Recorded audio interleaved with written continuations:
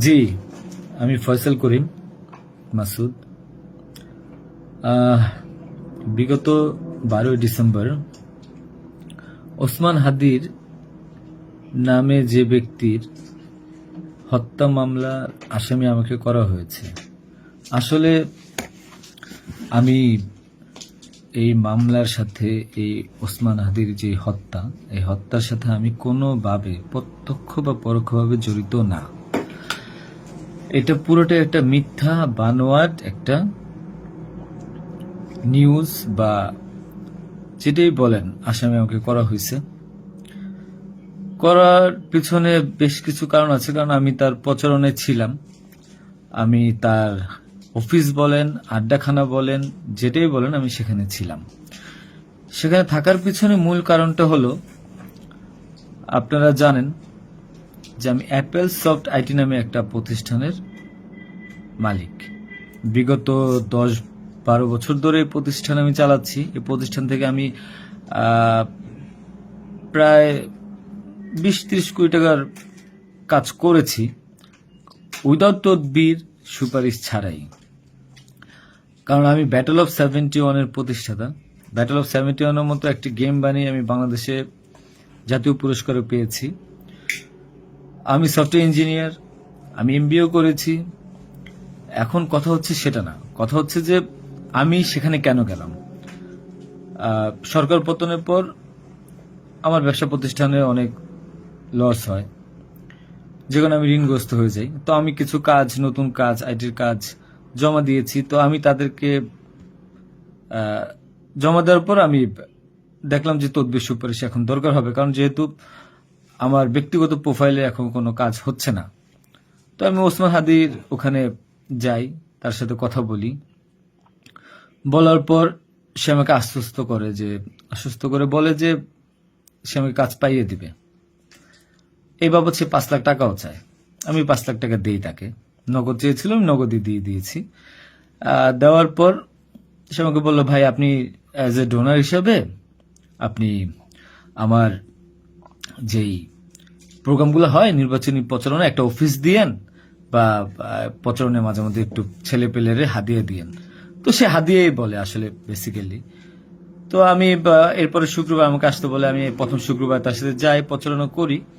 সেই সুবাদে আমি আমার 2টা ছোট ভাই নিয়ে গিয়েছিলাম, যারা এলাকার লোকাল।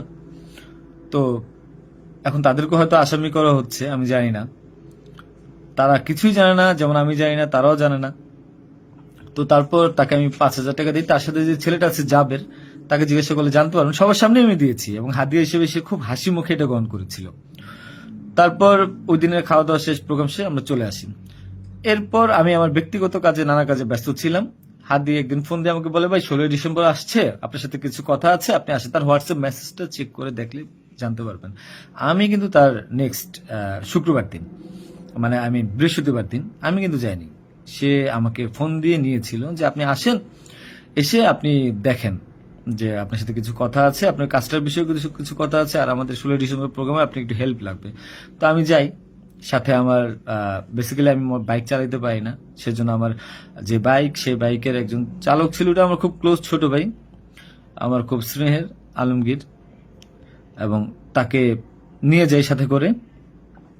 যাওয়ার পরে তার সাথে আমি, পতাকা হবে 35 ইঞ্চি, 40 ইঞ্চি, 18 ইঞ্চি, এগুলো জাবেরকে জিজ্ঞাসা করলে পাবেন, তার সাথে লোক, তাদের সবাই যারা ছিল ওই সিসি ক্যামেরা যাদেরকে যাচ্ছেন সবাইকে জিজ্ঞাসা করতে পারেন। এবং তাকে 250 গেঞ্জি বানিয়ে দিতে হবে, এই জন্য কত টাকা লাগবে ডিটেল।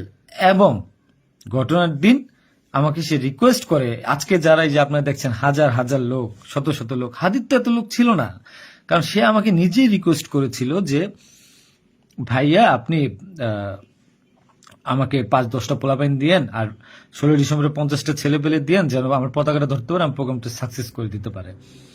তো দেখেন, তো ওই জায়গায় আমি তাকে আশ্বস্ত করি, ঠিক আছে আমি চেষ্টা করব। তো পরের দিন আমি যাই। পরের দিন আর মাঝখানে একটা কথা বলি, আমার এর পরের দিনই দুবাই যাওয়ার কথা ছিল, যেহেতু আমার দুবাইয়ের মাল্টিপল গোল্ডেন ভিসা আছে। আমি এর আগেও দুবাই গিয়েছিলাম। তো আমার একটা কাজে দুবাইয়ের কিছু প্রোডাক্ট কেনার কথা ছিল। তো আমার টিকিটটা আমি ওই দিন ক্যান্সেল করাই, যেহেতু সে রিকোয়েস্ট করেছে, পিছায় দিই। তো সেই বাবদে যেহেতু 10টা বাজে প্রোগ্রাম, তো আমি ভোরবেলায় বের হই, আলমগীর আমার বাসায় ছিল। আর আমার ওয়াইফ, বাচ্চা যেহেতু নরসিংদীতে থাকে, 5ই আগস্টের পর তারা ওখানে সেটেল করে দিয়েছিলাম। তো থাকার পর সুবাদে আমি আমার বোনের বাসায় উঠেছিলাম। আমি কিন্তু অন্য কোথাও যাইনি, বোনের বাসায় উঠেছিলাম ওদিন রাতে। তো ওই বাইক নিয়ে যাই, যেহেতু বাইকটা আমি কিনেছি। তো এর নাম রেজিস্ট্রেশন হয়নি। তো আলমগীর বাইকটা চালায়, আমাকে নিয়ে যায়। তো ভোরবেলা আমরা একটা উবার ডাকি, উবার ডেকে আমরা একটা রিসোর্টে যাই। এটাও সত্য। ওই রিসোর্টে যে মেয়েটা ছিল, ওই মেয়েটা বেসিক্যালি আলমগীরের গার্লফ্রেন্ড। কারণ আলমগীর আমি দুবাই চলে যাওয়ার পর সে যেহেতু এলাকায় থাকতে পারছিল না, তার একটু বাইরে থাকতে হবে। তো মেয়েটা তার কাছে একটা হেল্প চায় বাসা ভাড়ার জন্য। তো আলমগীর তার গার্লফ্রেন্ডকে হেল্প করার জন্য বলে, ঠিক আছে তুমি আজকে দেখা করো, আজকে আমাদের অনেক কাজ, তোমার সাথে আমি পরে দেখা করতে পারবো না। তো আলমগীরের সাথে আমি যাই। যাওয়ার পর 8টা-9টার দিকে আমি আবার চলে আসি, কারণ আমার এই টিকিটটা ক্যান্সেল করতে হবে। আবার হাদির প্রোগ্রামে যেতে হবে, ছেলে পেলে নিয়ে যেতে হবে। তো আমি প্রিপারেশন নিয়ে সকালবেলা চলে আসি। আসার পর এখানে যে মেয়েটার গার্লফ্রেন্ড বানানো, মিথ্যা বানোয়াট একটা প্রচারণা, মানে এর চেয়ে লেম জঘন্য কোনো কিছু হইতে পারে না এই দেশে। মানে আমাকে আসামি করেছেন, ভালো কথা করেন, কিন্তু এইরকম মিথ্যা মানুষের কলঙ্ক দেওয়ার কোনো মানে নেই। সতরা জানেন ওই মেয়েটা গরিব একটা মেয়ে, মেয়েটাকে ফাঁসাচ্ছেন, মেয়েটাকে দিয়ে যা মন চায় তাই বলান। এখন কথা হলো যে আমি প্রোগ্রাম করেছি, হাদিকে যে ওদিন কথা বলেছি, এবং ওই দিন আমি তাকে আবার 10,000 টাকা দিয়েছি, পোলাপানকে খাওয়াই দিয়েন। আমি আমার বাইক নিয়ে যাই, কে বা কারা এই হত্যাকাণ্ড ঘটেছে আমি জানি না। আমি 10 মিনিট আগে তার কাছে বিদায় নিয়ে চলে আসি। আসার পর আমি বাসায় আসি, যেহেতু আমি যাব দুবাই, আমি টিকিট ক্যান্সেল করেছি। আপনারা দুবাইয়ের টিকিট গুলা দেখতে পারেন। আমি একটু দেখাই একটা জিনিস আপনাদেরকে। এই যে দেখেন আমার দুবাইয়ের মাল্টিপল ভিসা। 1 মিনিট।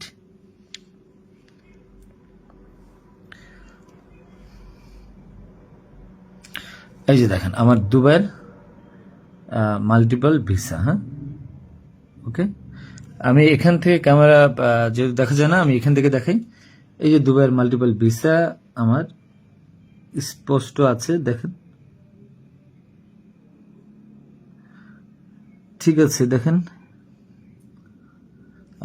আরো ভালোভাবে যদি দেখাইতে চাই তাহলে দেখতে পারবেন কিনা আমি জানি না, একটু ভালোভাবে দেখেন। যাই হোক, এটা আমার দুবাইয়ের ভিসা। তো